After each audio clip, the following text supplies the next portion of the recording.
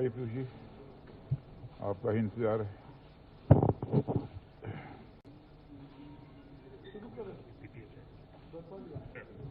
बोलिए सर।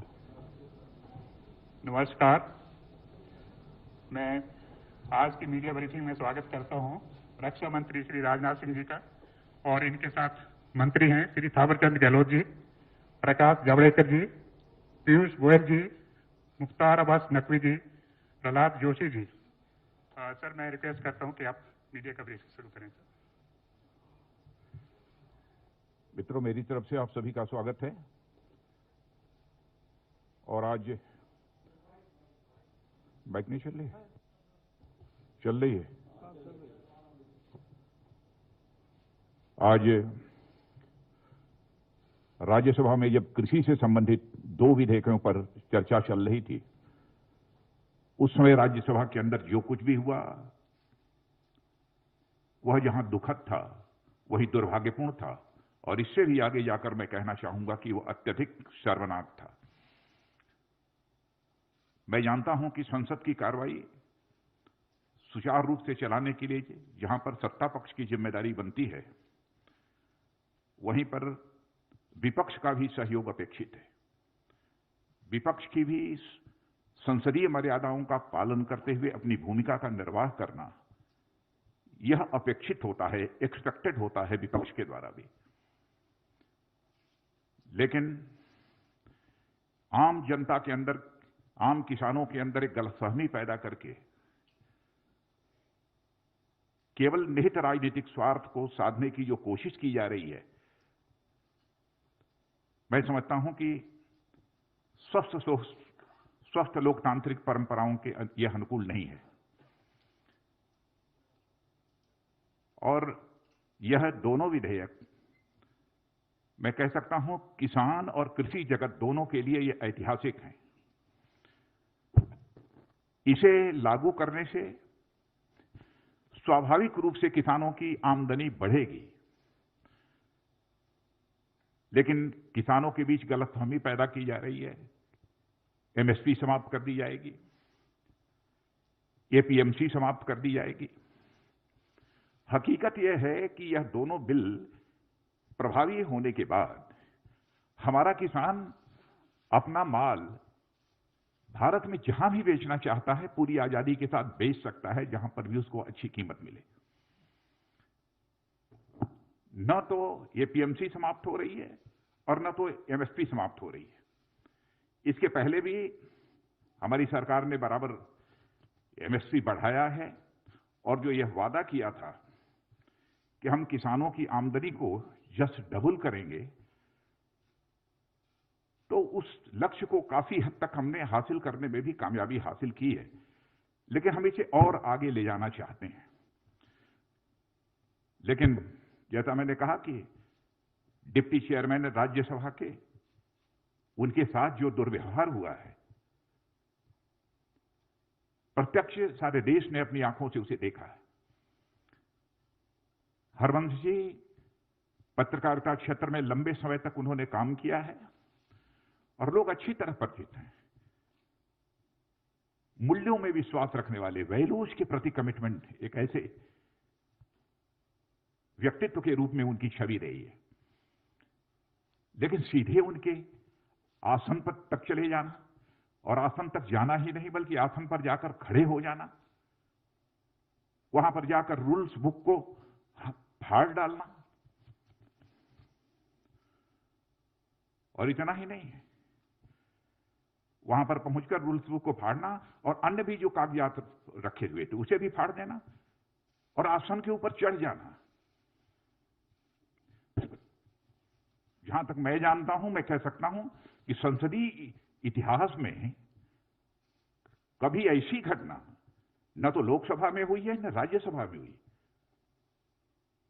और राज्यसभा में होना तो यह और बड़ी बात है।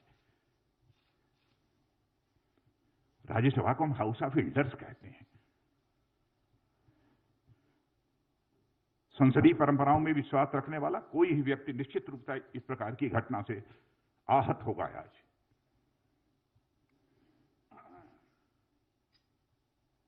केवल भ्रामक तथ्यों के आधार पर हमारे देश के किसानों को गुमराह करने की कोशिश की जा रही है।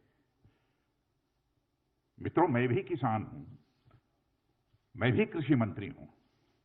मैं तो अपने जीवन में, राजनीतिक जीवन में कभी यह सोच नहीं सकता कि हम जिस सरकार में हुआ सरकार कुछ ऐसा कदम उठाएगी जो किसानों के हितों पर चोट पहुंचाने वाला होगा।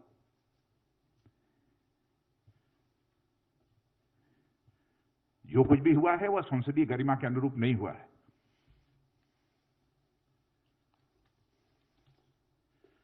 और संसदीय लोकतंत्र में मर्यादाओं का बहुत बड़ा स्थान होता है। जब संसदीय मर्यादाएं टूटती हैं तो लोकतंत्र की परंपराएं भी शर्मसार होती हैं और तार-तार होती हैं।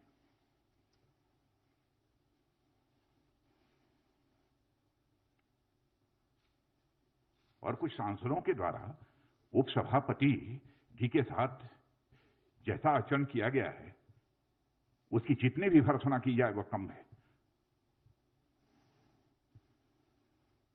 और इस प्रकार की जो भी कार्रवाई की गई है उसको मैं कंडेम करता हूं।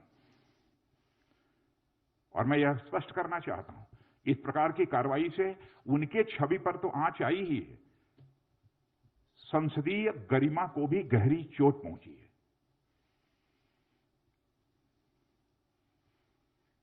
मित्रों, इस अवसर पर मुझे इतना ही कहना था।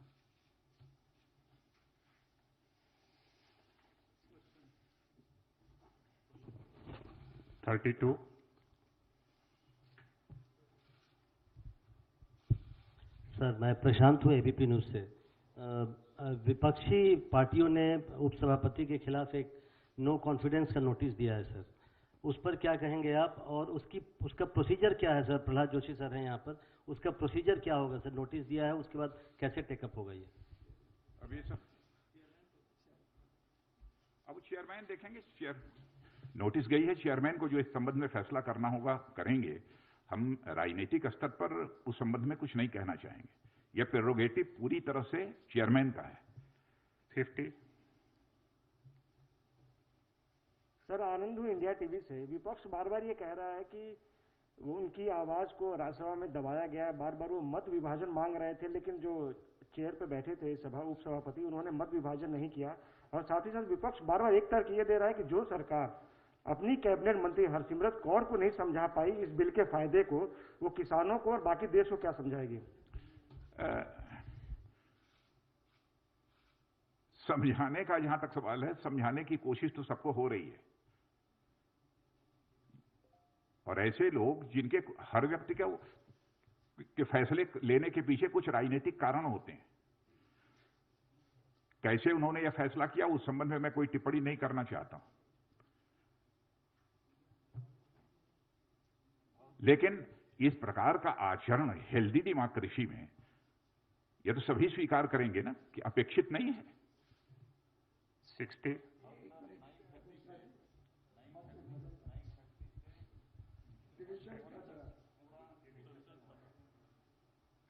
अब यही संसदीय कार्य मंत्री बतला रहे हैं कि 9:30 बजे से 1:30 बजे तक पूरा डिस्कशन चला है।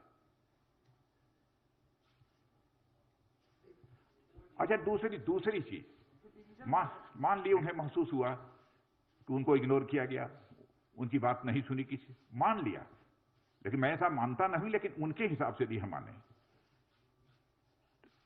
तो क्या इस हेल्दी पार्लियामेंट्री डेमोक्रेसी में उस व्यक्ति को वायलेंट होना चाहिए, चेयर पर अटैक करना चाहिए, डिप्टी चेयरमैन के आसन पर चढ़ जाना चाहिए? क्या औचित्य है इसका? माइक तोड़ देना चाहिए? मित्रों, सचमुच मैं इससे आहत हुआ हूं। नेक्स्ट क्वेश्चन है सर, जो आपने प्रश्न किया डिवीजन का, जिस समय वाइस चेयरमैन साहब जो उनकी अलग अलग अमेंडमेंट्स थे उस पर वो डिवीजन के लिए उन्होंने कहा, उस समय वो सारे लोग जो है वो बेल में थे और वहां हंगामा ही नहीं कर रहे थे, सारे माइक्स तोड़ डाले थे और माइक्स तोड़ करके हाथ में लेकर के, और एक तरह से वायलेंट अप्रोच था उनका। उस समय अगर वो वायलेंट थे तो उसमें अगर वो किसी भी तरह के पार्लियामेंट्री डेकोरम की बात कर रहे हैं तो निश्चित तौर से बिल्कुल गलत है। और बार बार जो है वो वाइस चेयरमैन साहब ने कहा कि आप अगर डिवीजन चाहते हैं तो आपको अपनी सीट पर जाना ही चाहिए, लेकिन कोई नहीं गया, बल्कि जैसा कि आदरणीय राजनाथ जी ने कहा कि वो तो जो हमारे जो राज्यसभा के स्टाफ के लोग थे उनकी मेज पर थे, एक दूसरे की कंधों पर जो है वो नारेबाजी कर रहे थे। Second last question, 60. या राजनाथ जी, मेरा सवाल, मैं मनीष कुमार हूँ, न्यूज़ 24 न्यूज़ चैनल से। एमएसपी को लेकर जो लगातार एक बात कही जा रही है कि एमएसपी खत्म हो जाएगा, इस पे आप क्या स्पष्टीकरण देंगे? क्योंकि आज पंजाब से लेकर हरियाणा में कई जगह ट्रैक्टर जलाई गई, किसान जो है वो सड़कों पे उतरे हुए थे, उस दौरान ही ये बिल भी पास हो गया संसद से। मित्रों, मैं दो टूक शब्दों में तहे दिल मैं देश के किसान भाइयों को संदेश देना चाहता हूं, किसी भी सूरत में एमएसपी खत्म नहीं होगी। इतना ही नहीं, एपीएमसी जो है उसकी व्यवस्था भी किसी भी सूरत में खत्म नहीं होगी। यह मैं पूरी तरह से देश के किसानों को आश्वस्त करना चाहता हूं, अपने किसान भाइयों को। मैं भी किसान हूं। Last question, 13. So, Polemy from India Today. My question is about MSP itself. Swadeshi Jagran Manch as well, for instance, has said that why can't you write it into the act itself? Guarantee MSP and guarantee that if anyone tries to buy produce at a price lesser than MSP, then it will be deemed illegal.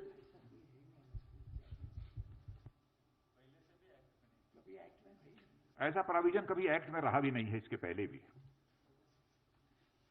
Thank you very much, sir. Friends, thank you very much. MSP is not a part of any law. It's an administrative order.